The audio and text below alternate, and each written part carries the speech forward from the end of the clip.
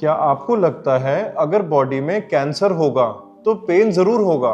ज्यादातर लोग मान लेते हैं कि जब तक दर्द नहीं होता तब तक सीरियस प्रॉब्लम्स नहीं हैं, और यही हम सबकी सबसे डेंजरस मिसअंडरस्टैंडिंग है। मेडिकल रियलिटी ये है कि अर्ली स्टेज कैंसर अक्सर पेनलेस होता है, और इसी वजह से सब लोग कैंसर लेट डिटेक्ट कर पाते हैं। इंडिया में हर साल लगभग 14 से 15 लाख नए कैंसर केसेस डायग्नोस होते हैं। इनमें से मेजॉरिटी स्टेज 3 या स्टेज 4 पर ही डिटेक्ट होते हैं। इसका मतलब ये नहीं है कि कैंसर सडनली अग्रेसिव हो गया है। इसका मतलब ये है कि वो काफी टाइम से साइलेंटली ग्रो कर रहा था। So hello everyone, I am doctor Akar Kapoor and I am a senior radiologist. और इस वीडियो में हम डिस्कस करेंगे कि स्कैन से कैंसर कैसे डिटेक्ट होता है और कैसे कैंसर इजीली डिटेक्ट नहीं होता ऑलमोस्ट हर केस में, और आप एक अवेयर इंसान कैसे बन सकते हो और अपने आप को कैंसर से बचाने के लिए क्या करना चाहिए। सबसे पहले कैंसर को सिंप्लीफाई करते हैं। कैंसर कोई एक्सटर्नल चीज नहीं होती,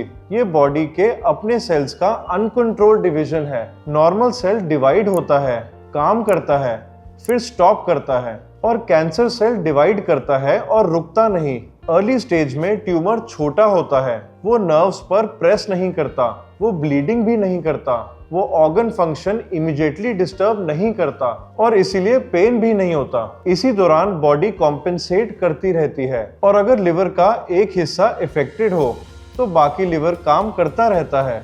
और लंग में अगर छोटा नोड्यूल हो तब भी ब्रीदिंग नॉर्मल रहती है। ये कॉम्पेंसेशन ही साइलेंट प्रोग्रेशन का रीजन है। लोग सोच लेते हैं कि वेट लॉस नहीं है तो कैंसर नहीं। इसका मतलब ये नहीं है कि सिम्टम्स यूजलेस हैं, लेकिन सिम्टम्स लेट इंडिकेटर्स होते हैं। स्टेज 1 में ट्यूमर लोकलाइज्ड होता है, स्टेज 4 तक वो मेटास्टेसिस कर चुका होता है। डिफरेंस सिर्फ साइज का नहीं होता, डिफरेंस टाइमिंग का भी होता है, और टाइमिंग सिम्टम से नहीं स्कैन से पकड़ी जाती है। अब बात करते हैं 5 टेस्ट की जिसमें कैंसर अर्ली डिटेक्ट हो सकता है। हर कैंसर का कोई एक यूनिवर्सल स्कैन नहीं होता। इसमें स्क्रीनिंग टारगेटेड होती है और एज और रिस्क प्रोफाइल पर डिपेंड करती है। First scan is mammography for breast cancer. Breast cancer India में वुमन में सबसे कॉमन कैंसर है। मैमोग्राफी एक लो डोज एक्सरे है जो ब्रेस्ट टिश्यू के अंदर माइक्रो कैल्सिफिकेशंस और टाइनी मासेस जैसी लीजन्स डिटेक्ट कर सकते हैं, जिसमें पेशेंट्स को लंप फील होने से पहले ही लीजन डिटेक्ट हो जाता है। इसका मतलब ये नहीं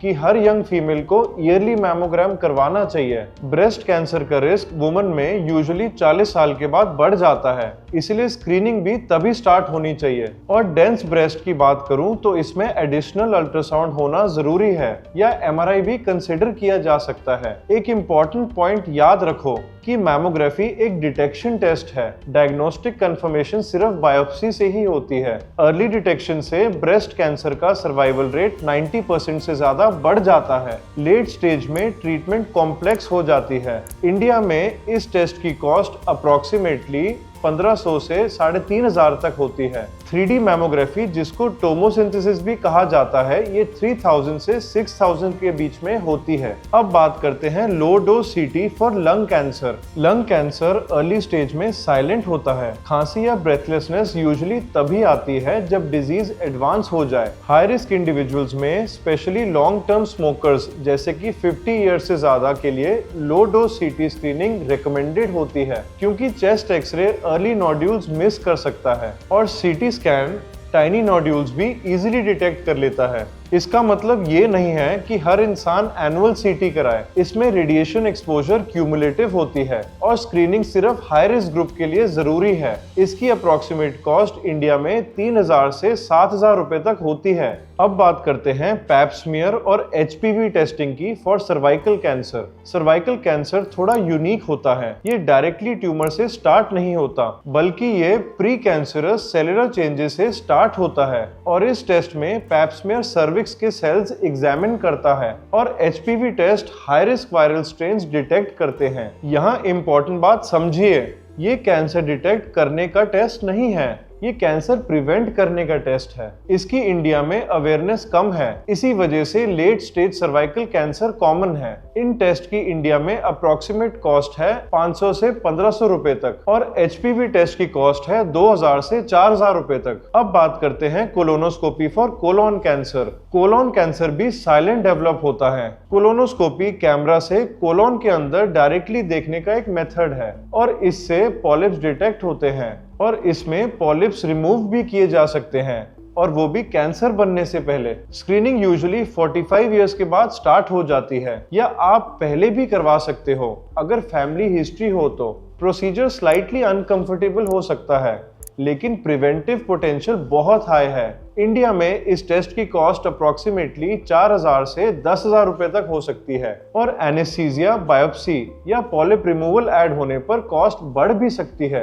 अब अगले टेस्ट की बात करूं तो इसका नाम है PET-CT। ये एक रूटीन स्क्रीनिंग टेस्ट नहीं है बल्कि एक एडवांस्ड डायग्नोस्टिक टेस्ट है। ये मेटाबॉलिक एक्टिविटी डिटेक्ट करता है और पेट स्कैन ये हाईलाइट करता है कि रैपिडली डिवाइडिंग सेल्स कितना ग्लूकोज अपटेक करते हैं। इसका use mostly staging, recurrence evaluation या एम्बिगुअस लीजन क्लैरिटी करने के लिए होता है। Self prescribed whole body PET-CT करवाना स्मार्ट डिसीजन नहीं होता। सो याद रखो कि स्क्रीनिंग और डायग्नोस्टिक पाथवे अलग चीजें हैं। इंडिया में इस टेस्ट की कॉस्ट अप्रोक्सीमेटली 15,000 रुपए से 25,000 रुपए तक भी हो सकती है। सो दोस्तों, नाउ लेट्स डिस्कस कि इंडिया में कैंसर लेट डिटेक्ट क्यों होता है। प्रॉब्लम सिर्फ एक्सेस की नहीं है, प्रॉब्लम साइकोलॉजी की भी है और फियर ऑफ डायग्नोसिस की भी। लेकिन डिजीज इग्नोरेंस से डिसअपीयर नहीं होती और इसके ऊपर फाइनेंशियल हेजिटेशन, लोग स्क्रीनिंग कॉस्ट अवॉइड करते हैं और इससे ट्रीटमेंट कॉस्ट मल्टीप्लाई हो जाता है। इतना ही नहीं, हम सब सिम्टम्स कल्चर में बिलीव करते हैं और सोचते हैं कि जब प्रॉब्लम होगी तब देखेंगे। बॉडी के सिग्नल्स इग्नोर करना हमारी आदत बन चुकी है। और इतना ही नहीं, वुमेन स्पेशली अपनी हेल्थ डिले करती हैं, सोचती हैं पहले फैमिली, खुद बाद में। रूरल एरियाज में स्क्रीनिंग एक्सेस लिमिटेड है और अर्बन एरियाज में अवेयरनेस लिमिटेड है। कैंसर अग्रेसिव इसलिए नहीं लगता क्योंकि वो अनप्रेडिक्टेबल है, वो अग्रेसिव लगता है क्योंकि वो लेट पकड़ा जाता है। अब बात करते हैं कुछ कॉमनली बिलीव मिथ्स के बारे में। मिथ नंबर 1, कैंसर फैमिली में नहीं है तो मुझे भी नहीं होगा। फैमिली हिस्ट्री रिस्क बढ़ा देता है लेकिन मेजॉरिटी कैंसर स्पोरैडिक होते हैं। इसका मतलब है cases without genetic inheritance. Environment, lifestyle, age related DNA errors, ये सभी मेजर कंट्रीब्यूटर्स होते हैं कैंसर डेवलपमेंट के लिए। Family history absence protection guarantee नहीं करता। मिथ नंबर 2, हेल्दी लाइफस्टाइल है तो स्क्रीनिंग की जरूरत नहीं है। हेल्दी हैबिट्स रिस्क रिड्यूस करते हैं लेकिन एलिमिनेट नहीं करते। Even fit individuals can develop early cellular mutations. Myth number 3, PET-CT करवा लिया तो सब क्लियर। PET-CT हर अर्ली माइक्रोस्कोपिक कैंसर डिटेक्ट नहीं करता।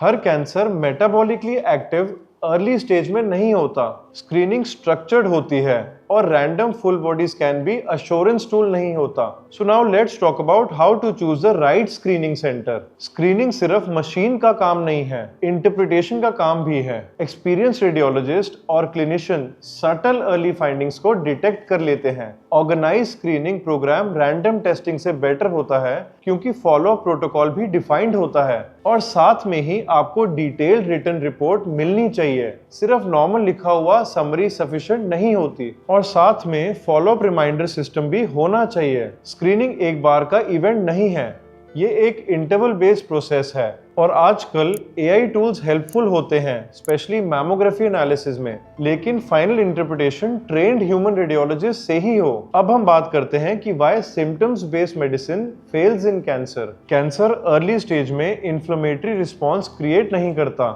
इसीलिए स्वेलिंग, रेडनेस और फीवर यूजुअली एब्सेंट होते हैं। पेन सिर्फ तब आता है जब ट्यूमर नर्व इन्वेड करता है। ब्लीडिंग तभी होती है जब टिश्यू इरोजन होता है। वेट लॉस तब नोटिसेबल होता है जब ट्यूमर मेटाबॉलिक डिमांड बॉडी से एक्सीड कर देता है। ये सब लेट बायोलॉजिकल इवेंट्स हैं, इसलिए सिम्टम्स बेस्ड अप्रोच कैंसर में अनरिलायबल होता है। बॉडी पहले माइक्रोस्कोपिक लेवल पर चेंज करती है, सिम्टम्स बाद में आते हैं। डायग्नोसिस का काम सिम्टम्स का वेट करना नहीं, अर्ली स्ट्रक्चरल और सेलुलर चेंजेस आइडेंटिफाई करना होता है। अब हम इस वीडियो के ऑलमोस्ट एंड पर हैं and as an experienced radiologist I would urge and suggest all of you to be aware of your health and habits. So दोस्तों, रैंडम टेस्ट कराना सोल्यूशन नहीं होता, स्ट्रक्चर्ड स्क्रीनिंग प्लान होना जरूरी है। 30 के बाद सर्वाइकल स्क्रीनिंग कंसिडर कीजिए, 40 के बाद ब्रेस्ट कैंसर स्क्रीनिंग स्टार्ट कीजिए, 45 से 50 के बाद कोलोन स्क्रीनिंग स्टार्ट कर सकते हैं और क्रॉनिक स्मोकर्स लंग स्क्रीनिंग के लिए अपने डॉक्टर को जरूर कंसल्ट कीजिए। और एक बात याद रखिए कि अर्ली डिटेक्शन गारंटी नहीं है कि सब परफेक्ट होगा,